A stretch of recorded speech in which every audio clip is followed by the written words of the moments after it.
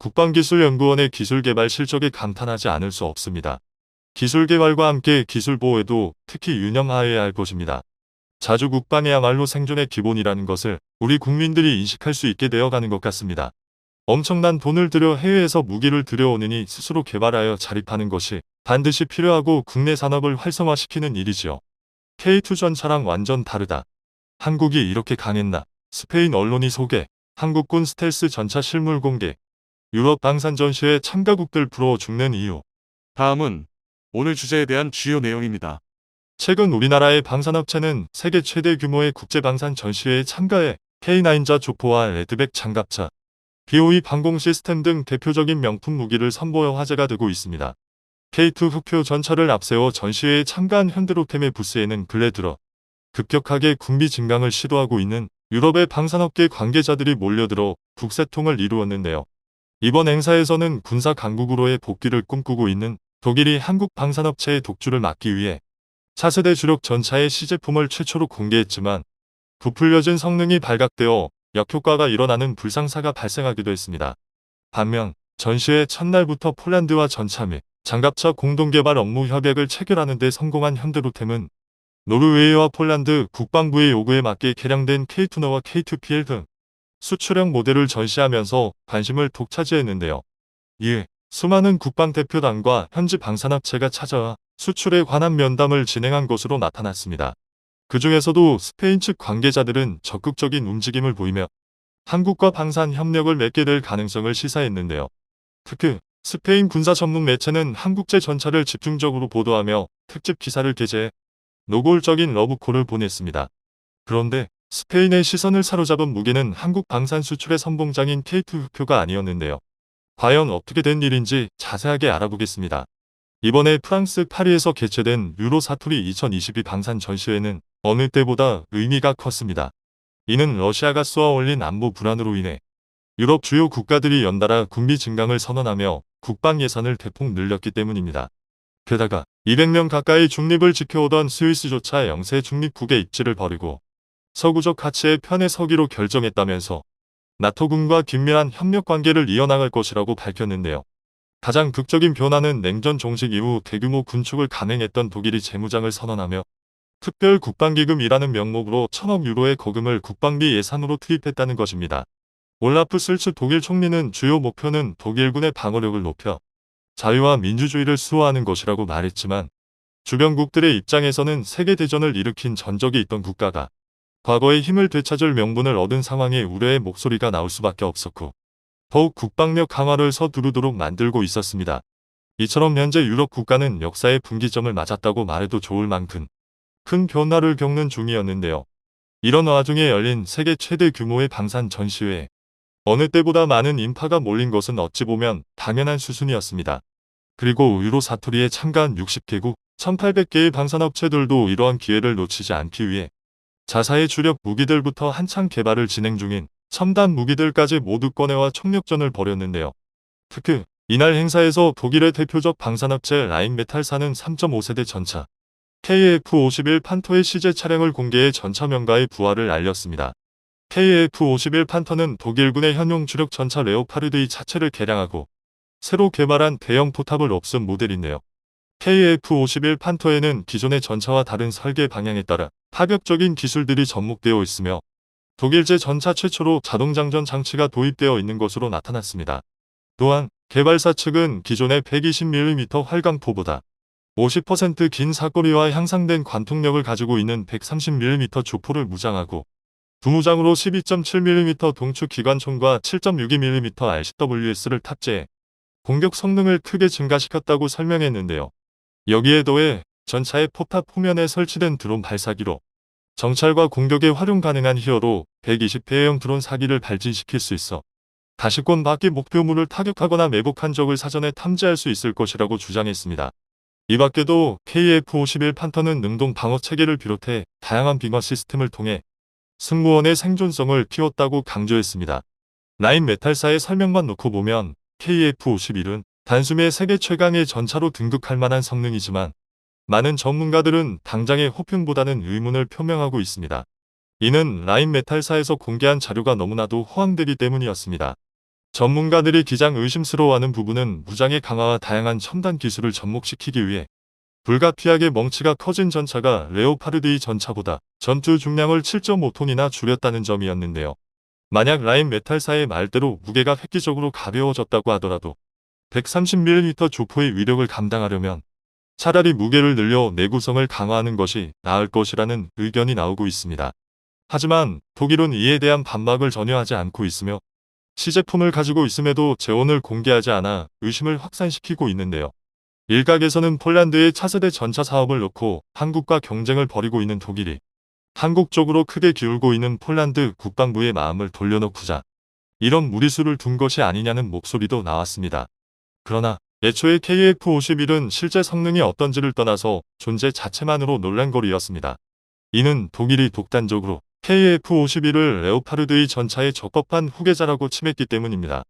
2020년부터 독일과 프랑스는 르클레르와 레오파르드 2를 대체할 새로운 전차를 만들기 위해 MGCS 차세대 전차 사업을 진행하고 있었는데요.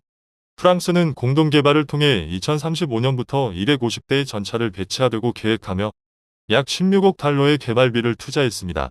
그러던 중 독일이 느닷없이 KF-51을 차세대 주력 전차라고 소개했고 프랑스는 이에 대한 해명을 요구하며 분노를 표출하고 있는 것입니다. 결국 이번 방산 전시회를 통해 전차 강국의 명성을 되찾으려던 독일은 오히려 방산 시장에서 신용이 깎이는 최악의 사태에 직면했는데요. 프랑스와 독일의 MGCS 사업은 마땅한 진척을 보이지 않고 있으며 상황에 따라서는 동결될 가능성도 제기되고 있습니다. 이로 인해 이 사업에 관심을 보이고 있던 다른 국가들도 하나 둘씩 등을 돌리기 시작했는데요. 그리고 이 사건의 영향인지 한국 방산업체의 부스가 모여있는 한국과는 유독 사람들이 몰렸습니다. 게다가 2018년 첫 참가 이후 이번으로 유로 사토리에 두 번째로 참여한 현대로템의 전시관은 K2 흑표를 실물로 보기 위해 찾아온 국방 관계자들의 발길이 끊이지 않았습니다. 이 중에는 스페인 국방부 관계자들의 모습도 발견할 수 있었는데요. 그간 별다른 연관점이 없었던 스페인이 우리나라를 찾은 이유는 최근 스페인 정부가 노후화된 레오파르드 2 전차를 우크라이나로 보내기로 결정하며 차세대 주력 전차를 물색하고 있었기 때문입니다. 다만 스페인 국방부가 눈독을 들인 것은 K2 흑표가 아니라 후속 전차인 K3 전차였는데요. 스페인 군사 전문지 디펜사닷컴은 이벤 유로 사토리 2022에 전시된 현대로템의 K3를 특집 기사로 다룰 정도였습니다. 기사에 따르면 유로 사토리 한국 전시관에서 NGMBT로 명명된 한국의 차세대 주력 전차를 발견했다며 현재도 세계 전차 시장에서 수위를 다투고 있는 K2 흑표가 한 차례 더 진화할 예정이라고 소개되고 있었는데요. 스페인 매체는 K3의 가장 큰 특징은 K2 전차의 주포인 120mm 활강포가 전열화학포로 변경될 수 있다는 점이며 응속의 5배에 달하는 속도로 발사되는 전열화포는 그야말로 적들에게 공포의 대상이 될 수 있다고 소개했습니다. 또한 기동성 측면에서도 K3 전차는 주목을 받았습니다. 소리 반향을 줄이기 위해 고무 궤도를 선택한 K3는 스텔스 기능까지 탑재해 4km 이상의 거리를 열상 감시 장비 탐지와 열추적 미사일 공격에 탐지되지 않은 채 이동할 수 있는데요. 하나 디펜스에서 개발한 레드백 장갑차에 적용되어 있는 은밀한 기동력이 전차에도 적용되는 것입니다. 제블린 휴대용 대전차, 화기 등 천적의 등장으로 전차의 전술 변화를 강요받고 있는 상황에서 이와 같은 K3만의 특징은 미래전에서 살아남는 하나의 전략이 될 가능성이 높을 것으로 분석되고 있었습니다. 아울러 K3의 포탑은 완전 무인화가 진행될 것이라는 전망도 나왔습니다. 실제로 대한민국 국방부는 이미 K9자 조포와 여러 기갑 전력을 통해 무인화에 대한 데이터와 노하우를 축적한 상태인데요.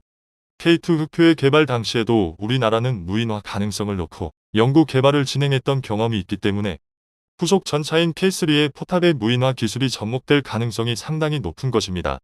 위여 포탑의 무인화가 진행된다면 장전 시스템에도 다소 변화가 생길 것이라는 관측이 나오고 있습니다. 현재 K2 전차에는 이미 버스령 자동 장전 시스템이 적용되어 있지만 무인 포탑이 개발된다면 이보다 한 단계 나아간 신형 장전 시스템도 개발 수요가 발생할 수 있는 것입니다. 이에 대해 국방과학연구소는 K10 탄약운반 장갑차를 활용해 현재의 버스령 자동 장전 시스템과 신형 장전 시스템 모두에 적용할 수 있을 것이라는 대답을 내놓았으며 어느 정도 해결책이 마련되었다고 밝혔습니다.